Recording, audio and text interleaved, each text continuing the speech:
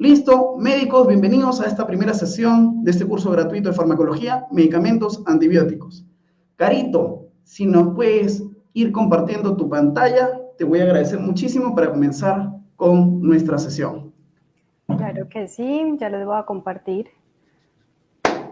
Listo, muy bien, tenemos a muchos médicos veterinarios comprometidos el día de hoy. Gracias, bienvenidos sean todos. Vamos a sacarle el mayor provecho a la sesión del día de hoy. Y listo, ahí ya estamos viendo tu pantalla en este momento. Carito, yo me voy a quedar en el backstage, así si necesitas algo, yo quedo atento a poder ayudarte. Empezamos.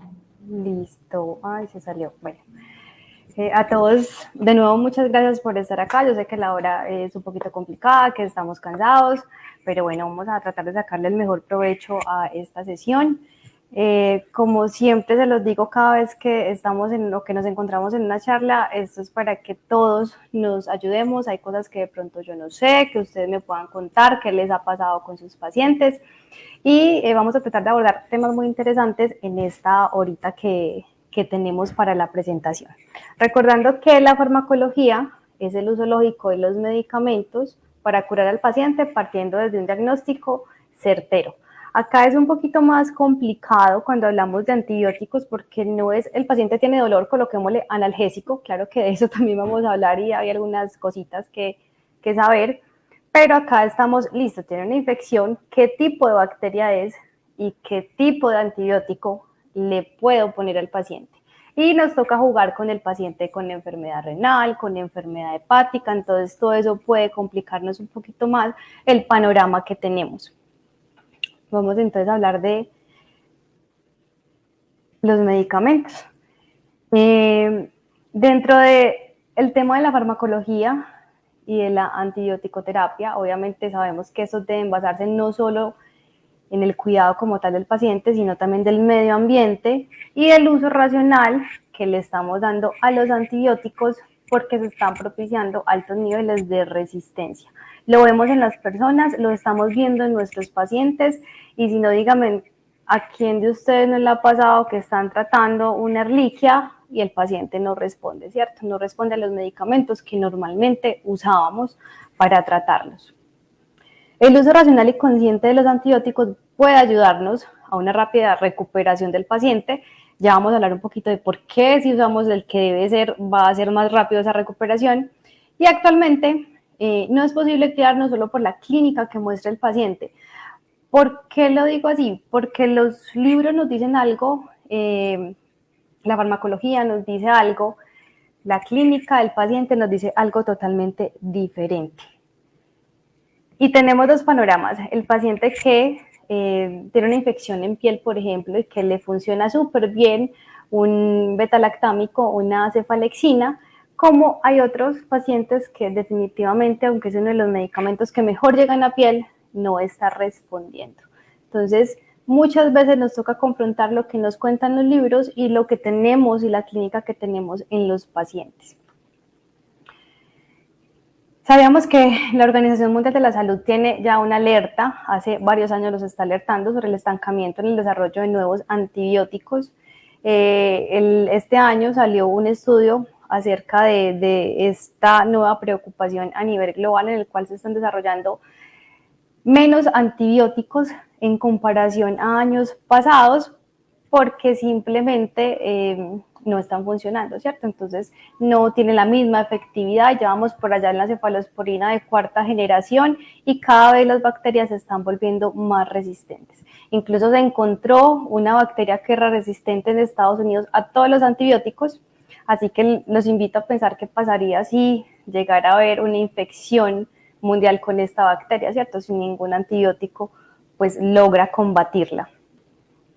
Díganme si a ustedes les ha pasado, a mí me pasó mucho, se han preguntado si el paciente realmente necesita antibiótico. Y acá entramos en la misma discusión que tienen los médicos humanos con nosotros y es que solo mandan acetaminofén, es que por qué no le mandan antibióticos, sobre todo cuando hablamos de enfermedades virales y a las mamás les encanta y a las abuelitas les encanta recetarse, autorrecetarse antibióticos porque con eso se curan.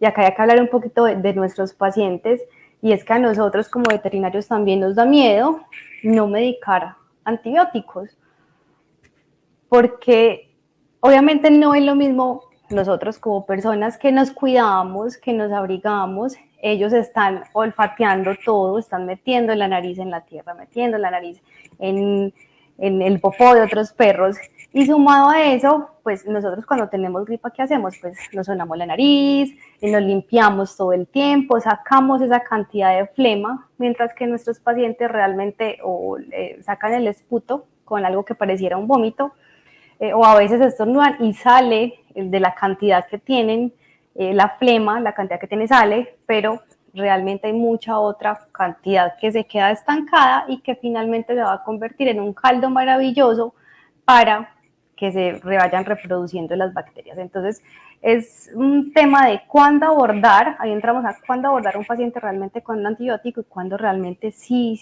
va a hacer efecto o no lo necesita, o si es un tema viral, qué tanto lo va a necesitar o le va a funcionar.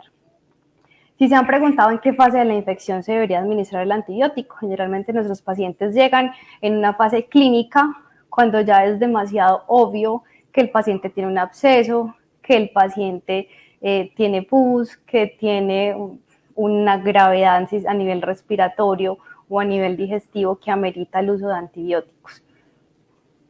Y si les ha sucedido que el paciente no responde a los medicamentos como esperarían, ¿cierto?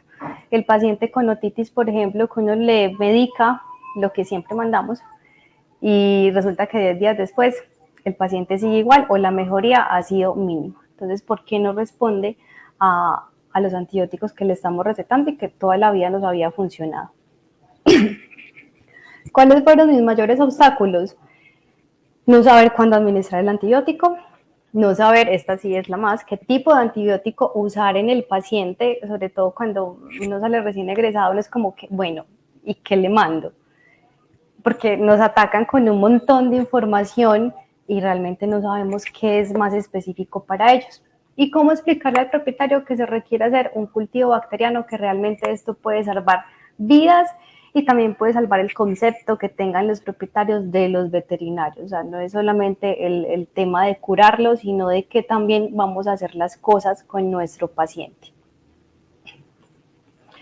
En esta clase vamos a reconocer el momento indicado para utilizar una terapia antibiótica, vamos a generar conciencia clínica de la utilización adecuada de los medicamentos en conjunto con un cultivo con antibiograma en pro de no fomentar las resistencias de antibióticos, y vamos a conocer generalidades bioquímicas de los grupos de antibióticos más usados. Por el tiempo no nos da, digamos, para abarcarlos todos, pero al menos sí los que más usamos y según lo que se está presentando actualmente.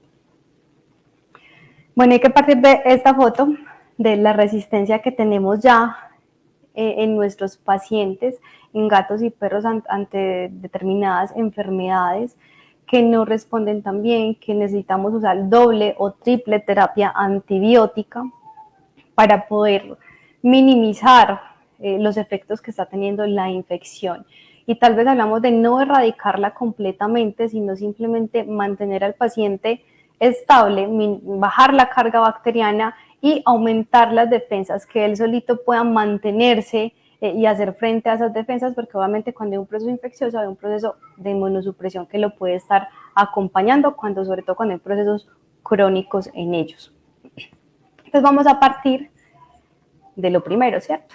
De identificar qué son las bacterias, si son procariotas o eucariotas, por allá muchos estarán recordando.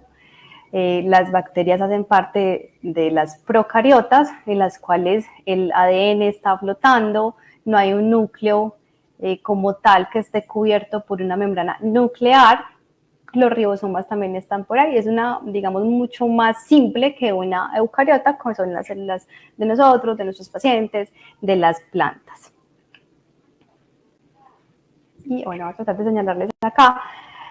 Ya sabiendo que entonces son procariotas, ¿qué tipo de procariotas hay? Ahí tenemos las gram positivas y las gram negativas. La principal característica que yo les puedo decir a grandes rasgos, que fue lo primero que yo me grabé, es que las gram positivas tienen esto que ustedes ven acá en azul, que sería una gran pared de peptidoglicanos, ¿cierto? A diferencia de las gram negativas, que es muy pequeña. Y finalmente, pues está la membrana citoplasmática en las gram positivas, y en las gram negativas hay una membrana externa de fosfolípidos, la pared de peptidoglicanos más pequeña y una membrana interna. Que esto va a ser clave a la hora de escoger qué medicamentos son más eficaces según si es una bacteria gram positiva o gram negativa. Para hacerle un poquito más didáctico, pues acá se ve con las foticos mucho mejor. Entonces miren acá una bacteria gram positiva con una pared de peptidoglicanos mucho más grande, y la gram negativa con una membrana de fosfolípidos, una bimembrana de fosfolípidos, una externa y una interna, y en la mitad una pared mucho más pequeña de peptidoglicanos. Bueno, acá nos toca recordar un poquitico de lo que es el transporte activo, de las acuaporinas que nos ayudan a ingresar agua, y obviamente también se utilizan como canales para que sean introducidos algunos antibióticos, del transporte pasivo. Entonces, ¿en cuál sería más fácil que penetrara nuestro antibiótico según las características también de estos? Pero lo primero que tenemos que saber es qué estamos atacando, qué tipo de bacteria estamos atacando, que solamente lo vamos a saber pues con un examen rápido como una tinción de Gram, y ya para darle nombre y apellido habría que hacer un cultivo de esas bacterias.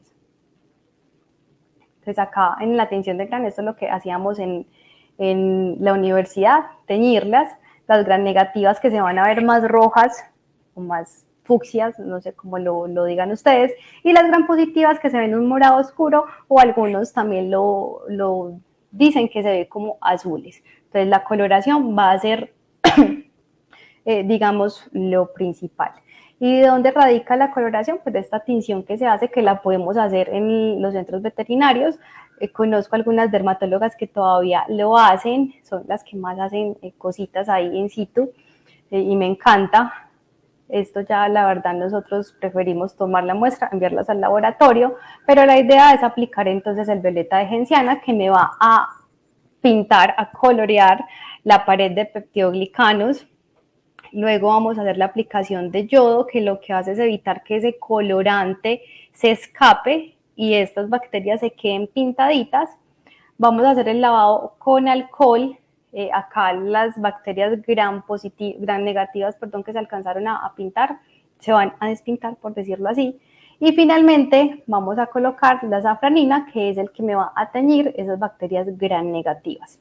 Esto ya lo enjuagamos, lo dejamos secar, lo miramos bajo el microscopio y podríamos tener una idea de si nuestro paciente tiene una infección con bacterias gram positivas o gram negativas, o incluso podríamos ver una infección mixta por varias bacterias al tiempo.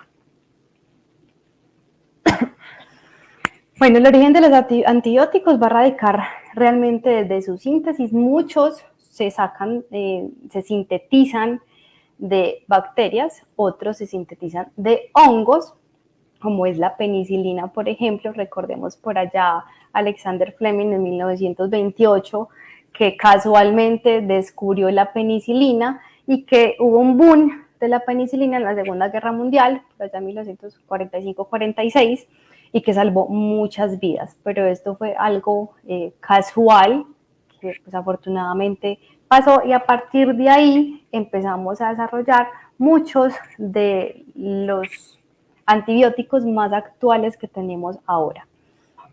Y otros que sintetizamos obviamente como tal en laboratorio, como son las sulfas, las quinolonas, por ejemplo. Vamos a hablar un poquitico de las sulfas, que es el antibiótico más viejo que hemos utilizado y que seguimos utilizando ahora, pero como con ciertos recelos debido a los efectos secundarios que ahorita los vamos a mencionar.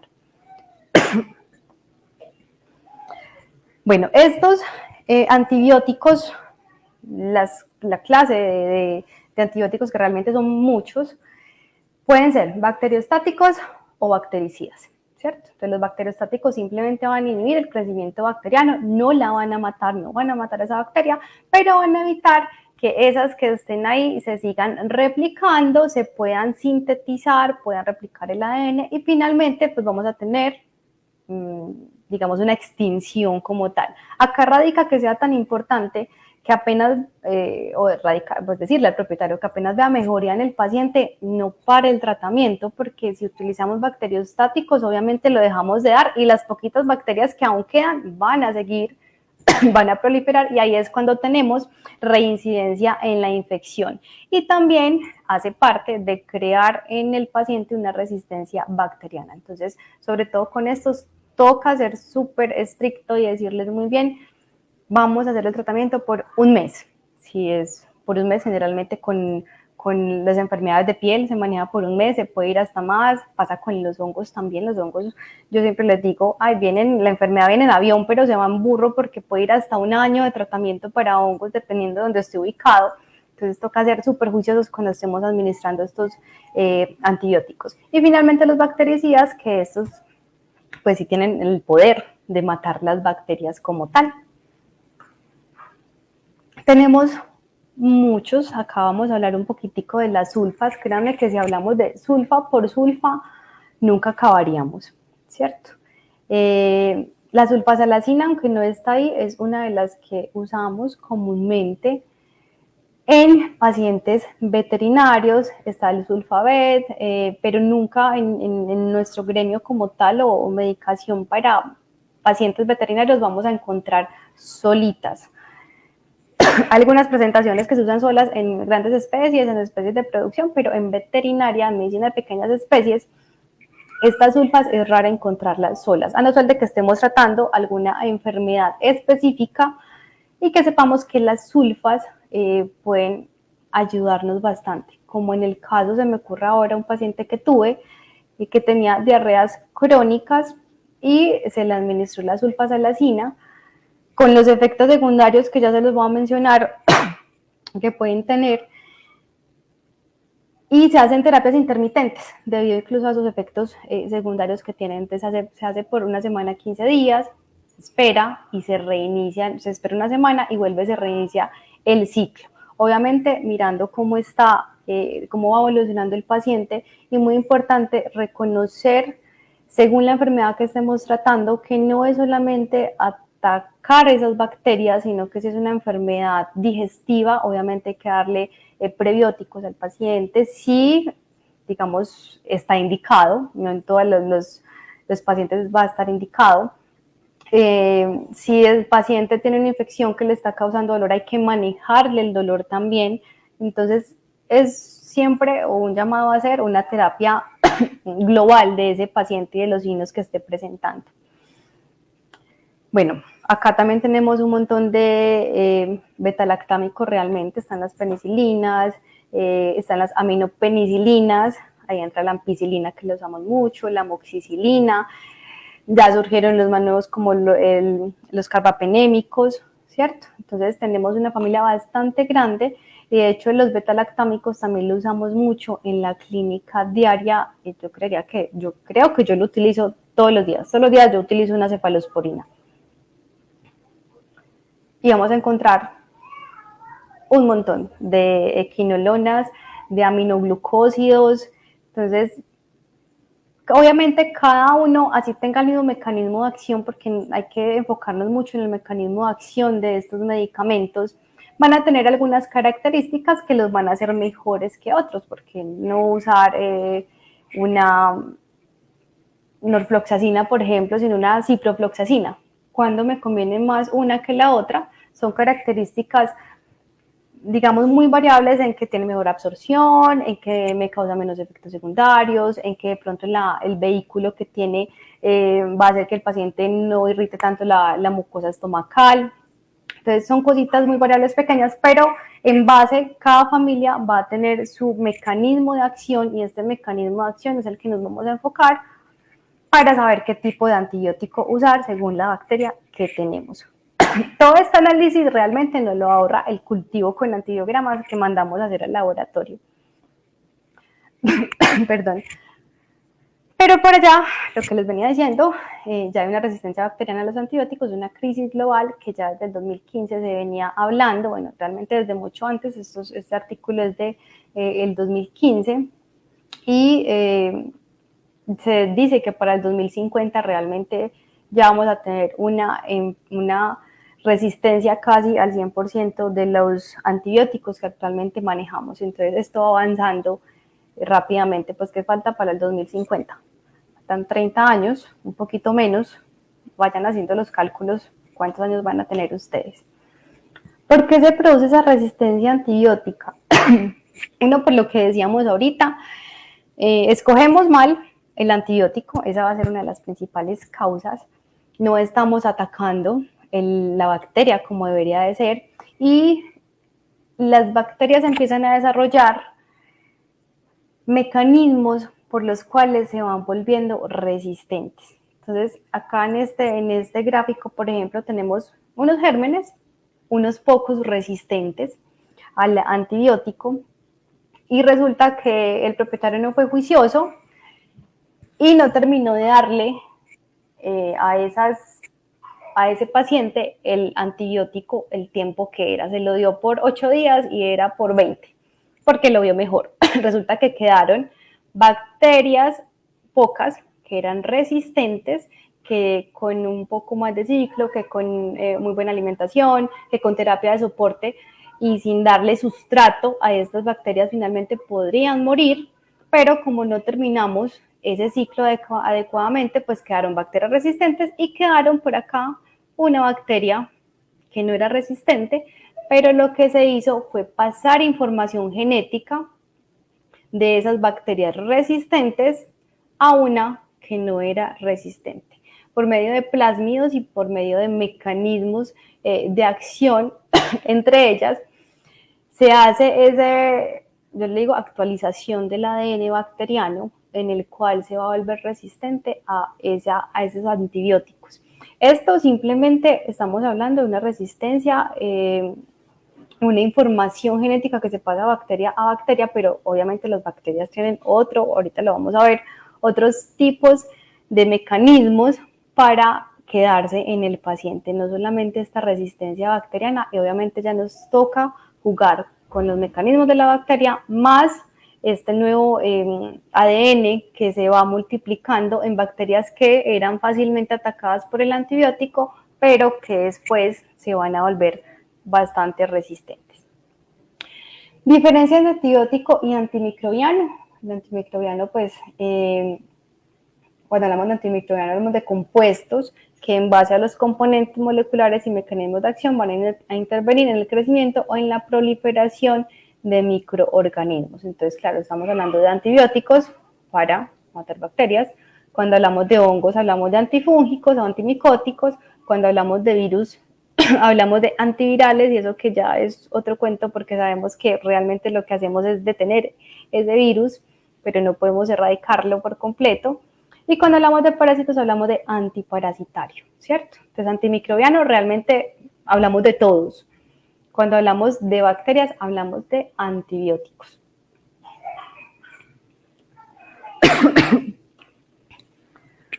¿Qué consideraciones debemos de tener? Entonces, ¿en qué periodo de infección se encuentra mi paciente? Entonces, hay microorganismos, o bueno, las bacterias realmente buscan afectar al paciente porque quieren sobrevivir realmente. Y porque el paciente les va a dar protección, les va a dar un medio en el cual va a tener nutrientes o sustrato para poderse reproducir y por que obviamente no se extingan, ellas también buscan sobrevivir todo el tiempo. ¿Cómo se da la transmisión? Por miles de formas, contacto directo, indirecto, por aerosoles, porque tomó la misma agua del otro paciente, porque hay muchos gatos que conviven y utilizan el mismo arenero, entonces después van y se lamen las patas, o sea, si calan entre ellos. Entonces la transmisión realmente es muy fácil que se dé, sobre todo cuando hay una población de más de uno en una casa o en un ambiente controlado. Entonces se enferma el uno, o cuando les decimos, bueno, vamos a desparasitarlos, pero si desparasitamos a este hay que desparasitar también al otro, ¿cierto? Y hay diferentes tipos de infección, ya sea por oportunismo, adquirido, obviamente por transmisión. De las infecciones,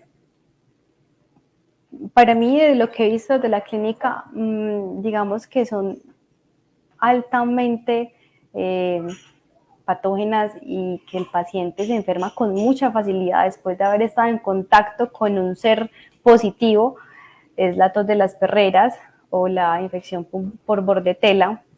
Eso es casi que el paciente enfermo tuvo contacto con un paciente sano y a los 11 días, 15 días empieza con sintomatología. Pero solo jugaron, pero no hicieron nada más, pero seguramente aerosoles, seguramente cogieron el mismo juguete. Entonces es muy fácil y es difícil de controlar una infección realmente, porque al igual que los virus también tienen muchas maneras de poder propagarse en los pacientes. ¿Cuáles son los periodos de infección? El contacto, dependiendo de la vía. En este momento no sabemos qué pasó, ¿cierto? Siempre llegan a la clínica diciendo, hace 15 días, hace 8 días estuvo en el parque con otros perritos, o hace un mes fue a guardería. Entonces ya uno empieza como a atar los cabos con ese paciente. Y los síntomas clínicos generalmente tiene diarrea, tiene tos, o sea, ya tenemos una clínica en el paciente. Lo segundo es la contaminación. Las bacterias llegan a una zona, pero aún no invaden el tejido, que dependiendo del órgano que más afectan y dependiendo de la vía de infección, pues vamos a tener también, digamos, la sintomatología clínica en los pacientes. Entonces, si, no sé, les llega un paciente con insuficiencia renal, que vive en una finca, que es cazador, ¿uno qué pensaría? Uno podría pensar que es cazador, ratones, leptospira, ¿cierto? Empezamos a pensar en un montón de cosas. Paciente de guardería, cachorro, ya uno sabe que posiblemente sea una tos de las perreras. Entonces, obviamente, siempre vamos muy de mano de la clínica, pero el propietario no lo va a llevar hasta que no lo vea enfermo. Y finalmente tenemos la infección, que ahí es ya cuando una invasión de los tejidos, ya se evitó la inmunidad, ya el paciente no es capaz de responder adecuadamente, penetró tejidos, comenzó la multiplicación, o sea que acá nuestro paciente ya tiene sintomatología clínica y esas bacterias están haciéndose de sus factores de virulencia como tal. ¿Cuáles tenemos dentro de esos factores de virulencia? Pues la adherencia, algunas bacterias tienen fimbrias o algunas no lo tienen realmente, pero tienen la manera de pegarse o de adherirse a el endotelio en el cual se quieren multiplicar. ¿Para qué? Para que no sean expulsadas, por ejemplo, con los estornudos, con los mocos, con la tos, sino que se quedan ahí pegadas. O utilizan otras células como las células M, que son las encargadas, yo creo que actúan como mal y bien, como de ir a presentar, de ir a esos nódulos, de ir a presentar como lo que se han encontrado a esos centros donde se producen todas esas células del sistema de defensa de linfocitos, y lo que hacen es colonizar realmente, llevarlas, pero colonizan esos centros en los cuales realmente lo que hacen es producirse las células de defensa del paciente. Movilidad y quimiotaxis, hay algunas tienen flagelos que permiten que se pueda desplazar más fácilmente, o las fimbrias, como habíamos dicho. Invasión por disparo corriente, acá existen a nivel molecular sistemas de secreción tipo 3, jeringas moleculares, o realmente lo que se busca es que esa bacteria se mimetice, se esconda del sistema de defensa del paciente, se hace pasar por diferentes mecanismos de acción como si fuera una célula propia, o se encubre con una célula del paciente para no ser reconocida mientras que ella se pueda multiplicar. Está la sobrevivencia intracelular. Acá están los que se meten dentro de las células del paciente para no ser reconocidos, obviamente. Movilidad intracelular y la evasión de la respuesta inmune, que está muy relacionada con la síntesis de proteínas, con inmunoglobulinas del paciente, en la cual se cubren con estas cápsulas para no ser reconocidos mientras se da todo el proceso de infección.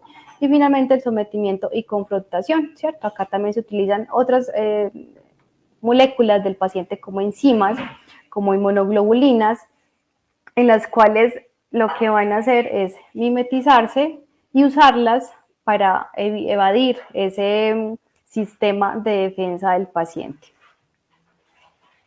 Son bastante inteligentes. Entonces, ¿qué podemos hacer? Uno, identificar la enfermedad real en base a un diagnóstico y a los síntomas clínicos. ¿Cómo llegamos al diagnóstico? Hemograma, química sérica, diagnósticos complementarios. Acá tenemos la ecografía, tenemos los RX. Paso 2, una vez comprobados los criterios de infección, de haber reconocido cuál era el punto de infección del paciente, identificar el agente patógeno, que lo hacemos con un cultivo bacteriano con antibiograma. Acá voy a hacer un paréntesis y algo que les decía ayer al principio es por qué es tan importante hacerlo y convencer al propietario. Y me pasa mucho con los pacientes con otitis, después de haber descartado que no es un paciente con una enfermedad endocrina como un hipotiroidismo, en el cual el paciente tiene otitis recurrentes, mejora por 2 semanas y vuelve y recae. Entonces, o son pacientes que están súper mal, que empezamos antibiótico y que nunca mostró mejoría. Entonces, vamos a hacer como una cronicidad, en el tiempo. El paciente llega día 1 a consulta, tiene una otitis, medicamos para la otitis, generalmente el tratamiento puede durar de 10 a 15 días, el paciente vuelve a los 15 días y el paciente no mejoró. Como no mejoró, ya decimos, este antibiótico no funcionó, ni el antibiótico oral, ni el antibiótico que le estábamos dando local al paciente, así que hay que hacer un cultivo con antibiograma. Para hacer el cultivo con el antibiograma, mínimo 5 días deben de haber pasado sin haber administrado ningún antibiótico oral, ni haber administrado o aplicado ningún antibiótico tópico. Entonces, esperamos 5 días, ya ahí van 20 días con el paciente con otitis. Tomamos el cultivo y si el laboratorio es bastante rápido, se pueden demorar 5 días, generalmente, al menos acá se demoran 7, 8 días. Ya ahí van 25, 27 días de un paciente con otitis. Hasta que ya nos llegó y nos dijo, bueno, es que tenía una bacteria la berraca, no es posible utilizar los medicamentos que siempre usamos, como la gentamicina, por ejemplo, que está muy en los triconjugados, a la neomicina, hay que utilizar otro antibiótico y manejarlo sistémico también. Fue casi un mes en que el paciente ingresó a consulta sin mejoría y obviamente siguió con el dolor, con la rasquiña, ya sabemos que la otitis puede terminar en otohematomas. No digo que no se deba administrar antibiótico apenas llegue el paciente, pero sí sería más fácil convencer al propietario, explicarle y el día que llega a consulta tomar una muestra para el cultivo, mandarla y obviamente tomar o administrar al paciente un antibiótico que generalmente pues sabemos que llega muy bien a piel mientras nos llegan los resultados. Pueden pasar 2 cosas. Uno, que muy bien, ese era el que teníamos que mandarle al paciente y se está recuperando. O 2, que el paciente, como no tenía una mejoría muy buena, es porque estábamos utilizando el antibiótico que no era el más adecuado. Entonces, ahí es cuando debemos de tratar de convencer al propietario, al tutor, de la importancia realmente de hacer un antibiograma, no solamente con una otitis, realmente con todas las secreciones que tengan apariencia infecciosa, ¿cierto? Las que damos con características de pus, inflamación, deberíamos de hacer este tipo de praxis con los pacientes. Y bueno, en este mismo caso, el paso 2.1, en caso de manejar un presuntivo infeccioso, la malacesia, por ejemplo, estafilococos, que es lo que más está en la piel, no dar antibióticos de amplio espectro, ¿cierto? No llegar de una con, a ver, ¿cuál se me ocurre que sea amplio espectro? Una cefalosporina de 4ª generación a atacar esa otitis, un carbapenémico, por ejemplo, sino utilizar una cefalexina, una ampicilina, para no generar o para no ayudar tampoco a las resistencias que se puedan generar en el paciente. Esa tabla es gigante, creo que bueno, ahí les queda para que la puedan mirar y habla acerca de los niveles de susceptibilidad por el agente etiológico. Entonces, claro, acá tenemos gram positivos, gram negativos y otros tantos que se aíslan en orina. De hecho, me parece increíble la gran resistencia que se está presentando al Staphylococcus, que antes, hace unos 10 años, era tan fácil de tratar y ahora es sumamente complicado de erradicar en los pacientes. Entonces, todo lo que ven en rojo es porque ante este agente no funciona la penicilina, ni la amoxicilina, ni la ampicilina, que son casi que los de combate que todos tenemos en la clínica. Y miren por acá el metronidazol. Prácticamente el metronidazol no funciona para nada, para casi nada. Lo usamos como coayudante en algunas parásitos, por el tratamiento de algunos parásitos, o como coayudante en el tratamiento de enfermedades digestivas, pero nunca solo del todo, ¿cierto? No le tenemos ya mucha fe al metronidazol. Entonces miren la cantidad, todo lo que ven en rojo son las resistencias. El cloranfenicol pues también tiene muchos efectos secundarios en el paciente y más que todo en los gatos, entonces también lo hemos dejado de usar un poco en pequeñas especies. La gentamicina pues todavía digamos que es eficaz para algunos de las enfermedades más comunes. La cefalexina también yo creo que es de los que mantenemos ahí de combate porque lo utilizamos postquirúrgico, para enfermedades de piel, por clínica, estoy hablando incluso sin hacer ni siquiera un antibiograma, porque hay enfermedades sencillas que digamos que podrían funcionar, pero si yo tengo un paciente que tiene una actinomices, la cefalexina, por ejemplo, no le va a funcionar muy bien. Entonces, obviamente esos cuadros van cambiando todo el tiempo, cada vez vamos encontrando más cuadritos en rojos, entonces la responsabilidad está en no ejercer o no mandar antibióticos realmente sin tener la base de cuál es el que deberíamos de usar. Por acá tenemos la rofloxacina, todavía nos sirve muy bien con algunos de los agentes patógenos más comunes. Ay, Dios, se me va a acabar el tiempo. Bueno, acá está como lo del cultivo bacteriano. Vamos a sacar de secreciones a nivel en boca, a nivel ocular, pacientes con efusiones pericárdicas, efusiones pleurales, de orina, y obviamente pues si quisiéramos mirar qué hay en los piómetros de los pacientes también lo podríamos hacer. Entonces los más usados, betalactámicos. Los betalactámicos son antibióticos que actúan en la pared bacteriana. Recuerden que la pared bacteriana más grande eran los gram negativos, que eran los que tenían esa cantidad de peptidoglicanos.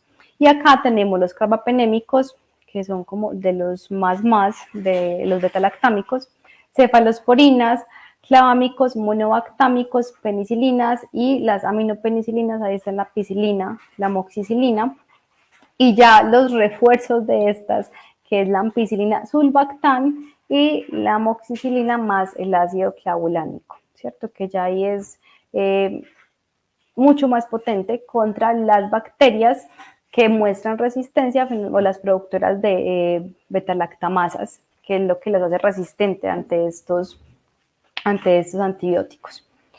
Entonces, todos se van a unir a enzimas, bueno, o los betalactámicos realmente se unen a unas enzimas que hay en la pared de la bacteria.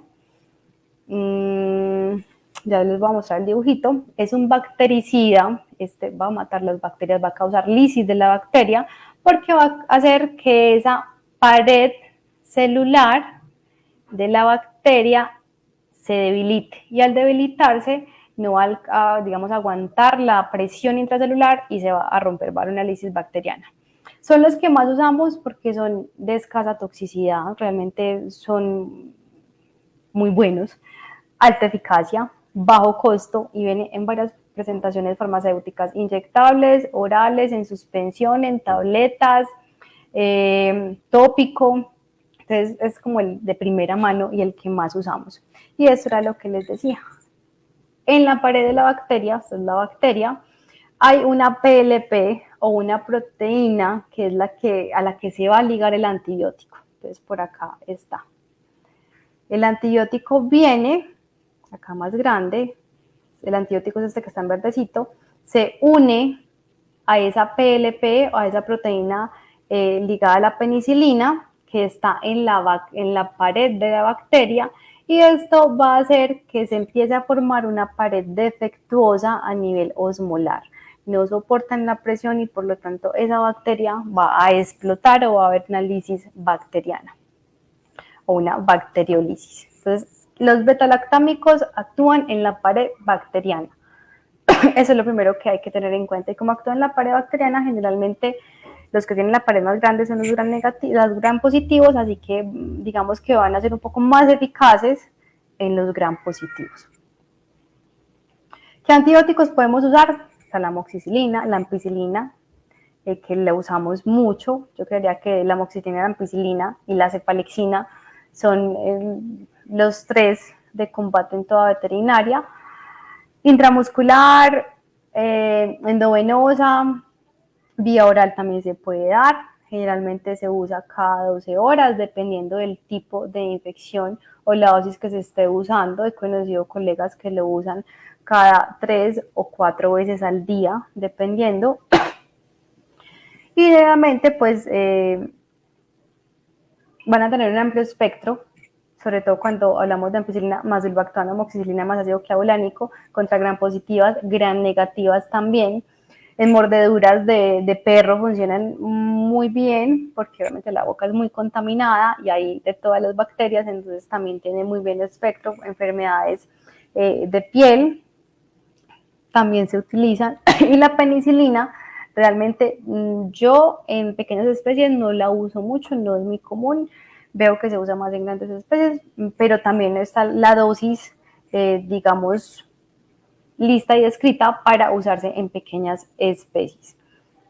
Como todos, uno de los efectos secundarios de todos los medicamentos va a ser que puede causar reacciones de hipersensibilidad, más visto con la penicilina, pero realmente podría pasar con cualquiera de los medicamentos que administremos a un paciente. Acá está la amoxicilina con ácido clavulánico. Generalmente iniciamos por lo general con dosis bajas, 12.5 miligramos por kilo, 2 veces al día. También se tiene varias vías de administración, tanto para manejar en clínica como en la casa. Y acá lo que les decía, que van a tener ese plus de que esas bacterias que producen beta-lactamasas, como las Staphylococcus aureus, pues digamos que va a ser muy efectivo. La cefazolina, la cefalexina, generalmente hablamos de 15 a 30 miligramos por kilo. Creo que la dosis intermedia que casi todos usamos puede ser de 20 miligramos por kilo. Acá en Colombia existe cefalexina inyectable también. O la común, que es la oral, que es de uso humano, de 500 miligramos, que es una cápsula. O también hay cefalexina veterinaria de 500 miligramos, pero esta es en tableta y es un poco más cara realmente que la que conseguimos en farmacia humana para administración pues a los pacientes. Está la cefovecina, esta sí no la usamos mucho acá, la ceftadicina y la cefotaxima. También están descritos dentro de estos grupos. La verdad, estos no son muy comerciales, no se usan mucho. Ya con la cefalexina, la cefalotina, digamos que cubrimos como las necesidades de este grupo. Las tetraciclinas, voy a ir un poquito rápido porque sé que sí cogida del tiempo. Tetraciclinas, y acá decimos tetraciclinas, a todos se nos viene en la cabeza Ehrlichia, ¿cierto? O micoplasma. Se unen a la subunidad 30S de los ribosomas. Los ribosomas de las bacterias tienen 2 subunidades, el 30S y el 50S. El 30S es la subunidad pequeña, este que está por acá, y esos son bacteriostáticos. Por eso es tan importante que se cumpla todo el ciclo de administración de los medicamentos. Lo que va a hacer es que se inhiban la síntesis de proteínas bacterianas, y si no se pueden hacer sintetizar proteínas, pues obviamente no va a haber cómo realizar o cómo transmitir esa enfermedad genética. ¿Cuáles tenemos? Doxiciclina, minociclina, tetraciclina, son las más usadas, las más comunes en los pacientes. Y les coloco acá la doxiciclina, bueno, tetraciclina, doxiciclina, la doxiciclina la usamos vía oral, igual que la oxitetraciclina. Y con la característica realmente es que podemos usarlo a 5 miligramos por kilo 2 veces al día o a 10 miligramos por kilo una sola vez al día. A mí en lo personal me gusta más cada 12 horas para no darle esa carga tan grande a los pacientes de antibióticos, porque genera mucha gastritis y estamos hablando que son tratamientos por 21 días o un mes. Entonces es, digamos, como para tratar de que le vaya a caer más suavecito al estómago. No administrar con cationes como el magnesio, el aluminio, el hierro, incluso no darlos con leche, pues no faltará el propietario que le dé leche al perrito, o antiácidos, porque obviamente todo esto va a disminuir la absorción y por lo tanto va a afectar la efectividad del medicamento. Tampoco con multivitamínicos, también puede disminuir la absorción. Sí, lo ideal sería o hacerlo un tiempo prudente antes o hacerlo un tiempo prudente después. Incluso cuando utilizamos medicamentos como sucralfato para recubrir la mucosa gástrica, también esto va a disminuir la absorción del medicamento. Toxicidad de efectos adversos, insuficiencia renal, gastroenteritis, hepatotoxicidad, dolor a la administración, cuando no es por vía endovenosa o puede causar algo de irritabilidad cuando se pasa por vía endovenosa. De hecho, cuando colocamos la oxi, siempre lo hacemos diluido en bureta. Y la oxi, pues que ahí como datico curioso les tengo que puede llegar a ser mortal en los equinos. Pérdida del esmalte dental, cuando utilizamos tetraciclinas, cuando es un cachorro y no han salido sus dientes permanentes, o cuando la mamá en estado de gestación fue tratada con tetraciclinas, los bebés, los cachorros pueden llegar a salir con esta alteración a nivel dental. Entonces, casi siempre lo vemos y decimos, ¡ay, moquillo! O ¡ay, le dieron tetraciclinas! ¿Cierto? Son como las dos principales fuentes o las causas de que el paciente tenga una pérdida de ese esmalte dental. Y las sulfas, como les decía ahorita, son los antibióticos más antiguos que usamos. Pocas veces lo usamos solo, generalmente lo vamos a usar con una diaminopyrimidina como el trimetoprim. Entonces, lo que van a buscar las sulfas y el trimetoprim es la conversión del ácido fólico, ¿cierto? Porque a los pacientes realmente no le afecta,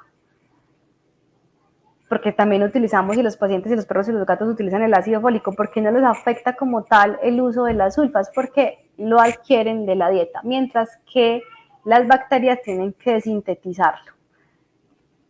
Acá está entonces la interrupción de todo ese proceso molecular para obtener el ácido fólico. Acá están las sulfas, bloqueando al dihidroteroato sintasa, y más abajo aparece el trimetoprim, bloqueando al dihidrofolato reductasa. Todo el proceso para que se sintetice el ácido fólico, que es necesario obviamente para la síntesis y alimentación de estas bacterias. Entonces, en la actualidad le encontramos sulfa más una diaminopyrimidina, como es el trimetoprim. Toxicidad de las sulfas, y por eso ya no las usamos casi solas, muy pocas veces. Puede producir cristaluria, puede producir esto que ven acá, la queratoconjuntivitis seca, ese QCS, queratoconjuntivitis seca. De hecho, este paciente que les contaba que era un bulldogcito con problemas digestivos, adicional a la terapia con la sulfasalacina, se le mandó lubricación ocular por todo el tiempo del tratamiento, porque podemos llegar a causar este proceso de queratoconjuntivitis seca. Necrosis hepática, hipoprotrombinemia, anemia aplásica, trombocitopenia y carcinogénesis, sobre todo de la glándula tiroides. Entonces, son muchos efectos secundarios que realmente nos vemos en la necesidad de no utilizarlos tanto, pero sí en conjunto con el trimetoprim para que se potencialice con menos efectos secundarios. Acá está el trimetoprim con una sulfa. Hay 1000 sulfas, en serio son muchísimas. Generalmente lo usamos de 15 a 30 miligramos por kilo, lo usamos mucho en pacientes con problemas urinarios, con infecciones urinarias, con problemas del tracto digestivo.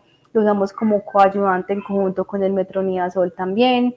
Bueno, y también depende si sale sensible para otro tipo de infecciones, se podría usar en los pacientes, incluso para el tratamiento de algunos parásitos intestinales, ahí estaría, o el toxoplasma en conjunto también con otros medicamentos.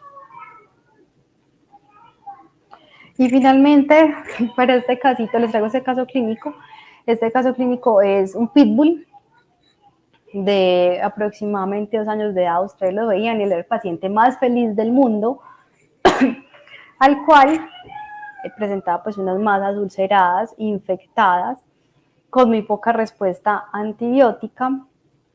No se hizo inicialmente un tratamiento, un cultivo con antibiograma, y las masas fueron empeorando. Obviamente acá ya hay un proceso neoplásico, pero digamos que lo que más le molestaba a los propietarios era el olor fétido que tenía.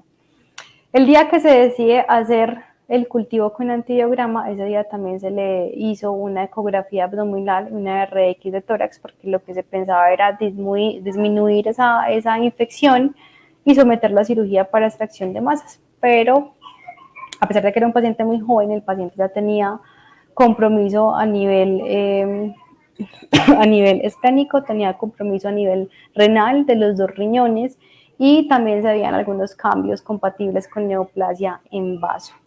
Entonces, yo sé todo lo que ustedes están pensando, se demoraron mucho, lo dejaron avanzar, y seguramente sí sucedió eso.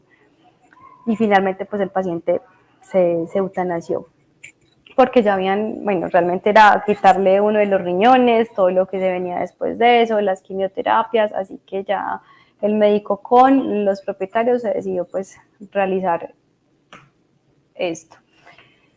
Y esta gordita, si es una foto, es una paciente con un piotórax. Piotórax así a simple vista lo dijimos porque olía como literal al lixiviado de basura, era un olor bastante ofensivo, y era una gata que la única sintomatología que tenía era que empezó a respirar con boca abierta. Se evacuó la cantidad del piotórax, se hizo cultivo de esta sustancia, de este contenido, se empezó el tratamiento, que si no estoy mal era susceptible a enrofloxacina y a otro medicamento, si me acuerdo bien era ácido clavulánico. Se utilizaron los dos, la paciente nunca tuvo un golpe, incluso de una colega, la paciente nunca volvió a llenar. Uno generalmente piensa en un paciente positivo a SIDA, leucemia negativa, piensa en un PIF, no tenía sintomatología, y se le hizo incluso tomografía y ya no había absolutamente nada, nunca más volvió a aparecer. Al parecer era un absceso espontáneo obviamente pues como en la cavidad torácica. No está descrito como tal en pacientes, en gatos. Sí está descrito que las personas podemos hacer estos abscesos espontáneos, ingreso por vía respiratoria, pero al parecer eso fue lo que pasó. La gata está perfecta, se le hizo tratamiento, mejoró, y hasta el sol de hoy, sin masa, sin nada, no ha vuelto a presentar ninguna sintomatología. Y yo sé que les va a gustar. Era esta perrita, esta labradora de 12 años de edad que venía para extracción de masa. Cuando se examinó bien, pues nos dimos cuenta que no era una masa, sino que era una cantidad de pus con tejido de fibrina en gran cantidad. No les muestro las fotos porque el quirófano quedó vuelto nada, pero ya se imaginarán como todo lo que salió pues de esa masa de gran tamaño. Se quitaron casi 3 kilos, después empezó la paciente, habían casi 3 kilos de contenido en esa masa, y hasta el sol de hoy, esto fue como la semana pasada, estamos esperando el cultivo, pues la respuesta del cultivo con el antibiograma que se le hizo a esta paciente, pero obviamente ya eso es un caso demasiado obvio en el cual pues hay que intervenir con un antibiótico.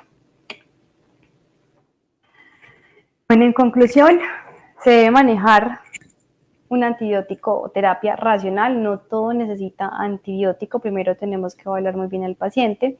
Las principales herramientas para determinar una antibiótico terapia adecuada va a ser el cultivo con el antibiograma, y en caso en donde se necesite un antibiótico en una primoconsulta, por criterios clínicos, nunca iniciar con antibióticos de amplio espectro, sino, digamos, con el que menos espectro tenga para no contribuir a la resistencia antibiótica.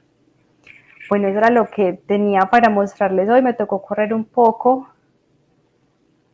Ya Gary si está por ahí, para que miremos las preguntas. Carito, muchísimas gracias, como siempre. Tan amable tú con tus presentaciones y tan puntual como siempre también con información. Me pasé. Muchísimas gracias. Acá, a pedido de todos, por favor, sírvete un vasito con agua. Muchísimas gracias. Te has quedado con la garganta seca. Realmente es que estoy enfermita realmente. Estoy ahí saliendo. Perdón. Y creo que todos realmente lo apreciamos mucho. Realmente hay una disposición tuya muy amplia y eso lo agradecemos todos. Creo que todos los médicos veterinarios acá están muy contentos con la capacitación. Este es el primer paso para poder conocer un poquito más sobre este tema tan amplio que viene a ser la farmacología, ¿no? Y que realmente, si es que le prestamos atención, no es tan complicado, pero hay que hacerlo pasito por pasito. Y contigo creo que hemos podido avanzar bastante bien en esta primera etapa. ¿Listo? Por favor, tómate un vasito con agua, yo te agradezco mucho. ¿Ya? Queridos médicos veterinarios, si se pueden sumar conmigo a agradecerle a la doctora Carolina, creo que estaría muy bonito que ella pueda leer sus palabras de agradecimiento en los comentarios. Muy bien, entonces, veterinarios, lo que nosotros hemos visto en esta oportunidad viene a ser lo relacionado a antibióticos. ¿Listo? Entonces, para nosotros es súper importante que podamos tener en cuenta esto, ¿ok? Entonces, queridos médicos veterinarios, si quieren pueden sacarle una captura de pantalla a esto. Nosotros vamos a proceder a explicar un poquito más sobre el curso de farmacología en la clínica diaria. Entonces, a todos los médicos veterinarios que nos han acompañado hasta este momento, les agradecemos y les mencionamos que esta sesión gratuita ha culminado. Vamos más adelante a responder algunas preguntas. Si quieren acompañarnos hasta el final, bienvenido, y si no, no hay ningún problema. Las personas que ya no lo deseen pueden abandonar la sala en este momento. ¿Listo? La doctora Carolina está dictando con nosotros una capacitación de mayor profundidad. Causar este proceso de queratoconjuntivitis seca. Y hasta el sol de hoy, sin más, sin nada, no ha vuelto a presentar.